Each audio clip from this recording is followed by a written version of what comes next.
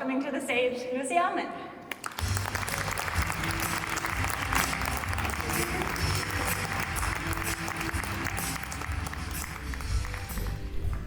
So hi everyone, I'm Lucy. I believe it is customary right now to say that I'm delighted to be here, but I am experiencing mind-altering amounts of jet lag, so I actually don't know if I'm coming or going. But luckily for you, I do know why I'm here, a very long way from home. I'm here to talk about the Nature Tech market report that we released earlier today. It's a joint effort between Nature for Climate, of which I'm chair, and a Paris-based VC firm called Serena, and the MRV Collective, many of whom are in the room with us here today, I believe. So can we have a shout out for the MRV Collective, if you're in here? Excellent. It's always good to perform to a home crowd, so I'm very pleased with that. What am I going to talk about in the next 8 minutes? So I'm basically going to talk a little bit about what Nature Tech is, the numbers, i.e. the investment trends that we've seen. I'll touch on the risks and safeguards needed, and a little bit on the outlook of the market. Before I get into that, just a little bit of background on Nature for Climate. So we've been campaigning for nature as a climate solution for the last 7 years, trying to land the message that nature is a third of the solution needed by 2030. And we've grown from 5 original founding organizations to the 22 you see behind me today. And our tracking data tells us that awareness levels for nature-based solutions has risen from less than 1% when we started to more than 20% today. And also, and importantly, that funding levels are beginning to rise for nature-based solutions, but nowhere near to the amount needed, as we've been hearing from our other speakers. So what is Nature Tech? I'm going to do a very quick, very unscientific poll here about Nature Tech. So if you can cast your mind back 2 years, put your hand up if you have ever heard of Nature Tech. Yeah, not many of you. I'm pleased to see not many of you. Good. Okay, and after the last couple of days, if you could put your hand up if you think you work in a Nature Tech related sector or your company needs to use Nature Tech in the future. Excellent. This is visible evidence of a growing market. If I'd have realized this, we could have just done this experiment and saved a lot of time and money on doing the report, but we are where we are. So what is Nature Tech? Well, until recently, it was considered a subsector of climate tech. But it extends beyond that, and nowadays can be considered its own investment category. At Nature for Climate, we originally defined Nature Tech in quite a narrow way on technology that can accelerate and scale up nature-based solutions. But we've expanded that definition to include a broad range of environmental challenges, such as deforestation, soil degradation, water pollution, species loss. And these 7 categories that you see behind me are the areas that are now attracting investment interest and demand for services.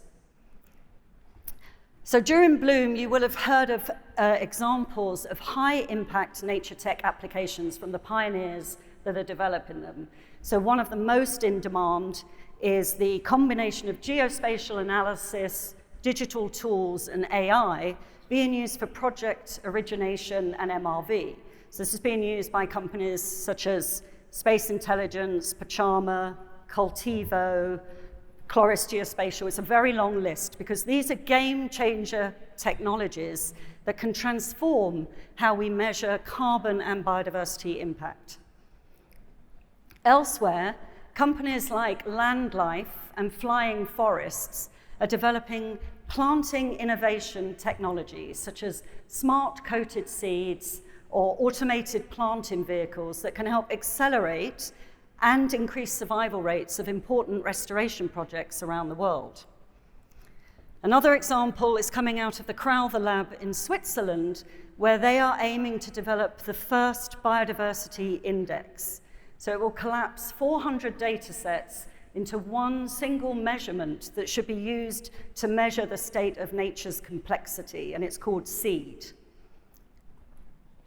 So what do the numbers in the report tell us? Well, as you all know, or at least the people next door at Verge know, there's been huge growth in climate tech. So it's gone from $413 million 10 years ago to $40 billion today. By comparison, the nature tech market is still relatively small. The numbers tell us that the accumulated VC investment in nature tech is around $7.5 billion today, with 2/3 of that funding coming from the US market. This slide shows you the growth from $1 billion in 2018 to $1.6 billion today, with a peak of $2.4 billion. And it's worth noting that the overall VC market declined considerably during this time, minus 50%, according to Crunchbase, whereas the nature tech market declined by only 35%. So which of the 7 areas are attracting the most investment? Not surprisingly, food and ag is the biggest, with more than $5 billion. MRV, the second, with $1.23 billion. And MRV is experiencing really strong momentum. So of all the early stage funding numbers, that is the only one achieving year-on-year increases over the last 5 years. But you also see that there are areas that remain seriously underinvested, like water conservation and management and biodiversity restoration. So what about risks? It's essential, as we grow the nature tech market, that we weigh up the risks and put in place safeguards. So one example here, particularly with regard to indigenous peoples, who are the guardians of the ecosystems where this tech is being applied and deployed. So for example, the use of drones can often take away jobs from indigenous people, but it doesn't have to be that way. And our report provides examples of where the power of indigenous knowledge is being combined with these emerging technologies. Another example is from Carbon Tanzania, where tech's being used to keep project developers accountable. So here they've transformed an app called Sensing Clues that was actually developed to monitor wildlife crime, but can also track a community-first-led approach to projects. So what is the future outlook for nature tech? Well, I think as we've heard today, there will be new global actors in this decarbonized and nature-positive economy, and those actors will rely on climate and nature technologies. So nature tech is a new frontier that will scale rapidly and hopefully reach the same levels of maturity and scale as climate tech. And so lastly, how can you get involved? Well, download the report from the Nature for Climate website and a QR code that does work somewhere, even though it's not here. But if you go to the website, you can download the report and join our nature tech movement. We learned with our nature-based solutions movement that every movement needs a home, and I hope that Bloom has become that home for the nature tech ecosystem. So finally, I'd just like to say thank you. Firstly, thank you to Bloom for, in the words of ABBA, taking a chance on me. Very grateful. Secondly, I'd like to thank the 50+ contributors to the Nature Tech report and all the Nature Tech innovators that I've met this week who aren't in the report. But thirdly, I'd like to pay a very special personal thank you to somebody I met at Bloom for the first time yesterday, who transformed my own worldview and how I think about my work.